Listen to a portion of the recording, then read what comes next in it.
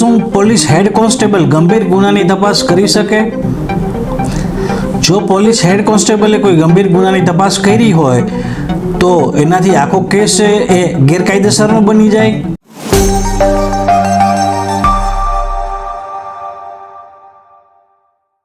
મિત્રો, આ જ પ્રકારના વ્યુઅર્સના ઘણા પ્રશ્નો આવ્યા હતા કે હેડ કોન્સ્ટેબલ દ્વારા જો તપાસ કરવામાં આવી હોય અને ચાર્જશીટ ફાઇલ કરવામાં આવ્યું હોય તો આવા કિસ્સામાં આવો કેસ કે આવી તપાસ છે એ ઇલીગલ ગણાય, ગેરકાયદેસર ગણાય કે કેમ?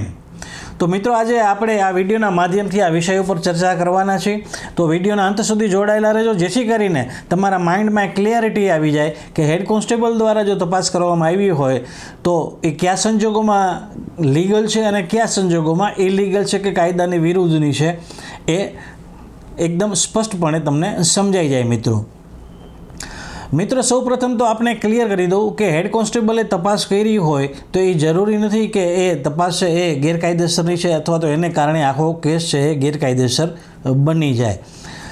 જો હેડ કોન્સ્ટેબલે તપાસ કરી હોય, પરંતુ વ્યવહારિક રીતે ઘણી વખત એવું થતું હોય છે કે હેડ કોન્સ્ટેબલના જે ઉપરી અધિકારીઓ હોય છે, પીઆઈ હોય અથવા તો એસીપી હોય, ડીસીપી હોય અથવા તો કમિશનર ઓફ પોલીસ હોય કે એસપી હોય, એમણે કોઈ ગુનાની તપાસ છે એ હેડ કોન્સ્ટેબલને સોંપી હોય અને આવી તપાસ સોંપવાનો લેખિતમાં હુકમ કરવામાં આવ્યો હોય અને જો આવી તપાસ છે હેડ કોન્સ્ટેબલે કરી હોય એમની દેખરેખ હેઠળ અને ત્યારબાદ જો ચાર્જશીટ ફાઇલ કરવામાં આવે અથવા તો કોઈ પણ પ્રકારનો રિપોર્ટ ફાઇલ કરવામાં આવે તપાસના અંતે, તો આ આખી તપાસ છે એ કાયદેસરની ગણાશે. મિત્રો, જો કોઈ ગંભીર ગુનાની તપાસ છે કે જેમાં 7 વર્ષ કે તેથી વધુ સજાની જોગવાઈ છે અને જો એવી તપાસ કોઈ હેડ કોન્સ્ટેબલે કરી હોય અને એમાં કોઈ ઉપરી અધિકારીની મંજૂરી ના હોય તો આવો મુદ્દો છે એ કોર્ટમાં ઉઠાવી શકાય, પરંતુ જો મંજૂરી હોય તો ઉઠાવી શકાતો નથી, કારણ કે આવી તપાસ છે ઉપરી અધિકારીઓ એમની દેખરેખ હેઠળ ચલાવી હોય એટલા માટે. મિત્રો, કાયદામાં પણ સ્પષ્ટ જોગવાઈ છે.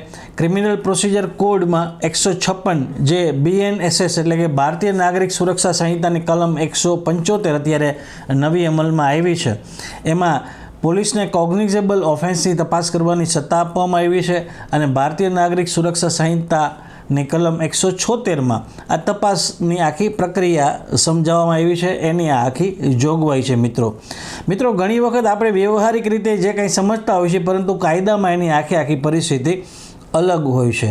તો આજે આ વિડીયોના માધ્યમથી તમારા માઇન્ડમાં એક ક્લિયરિટી આવી ગઈ હશે, એક સ્પષ્ટતા આવી ગઈ હશે કે કયા સંજોગોમાં હેડ કોન્સ્ટેબલે તપાસ કરી હોય તો એ કાયદાકીય રીતે વેલિડ છે, લીગલ છે અને કયા સંજોગોમાં ઇનવેલિડ છે.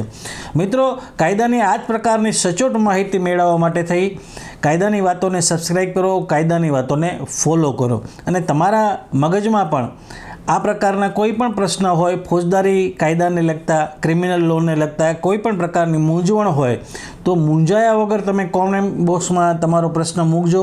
કાયદાની વાતો એનો જવાબ આપશે અને તમને માર્ગદર્શન કરવાનો પ્રયાસ કરશે.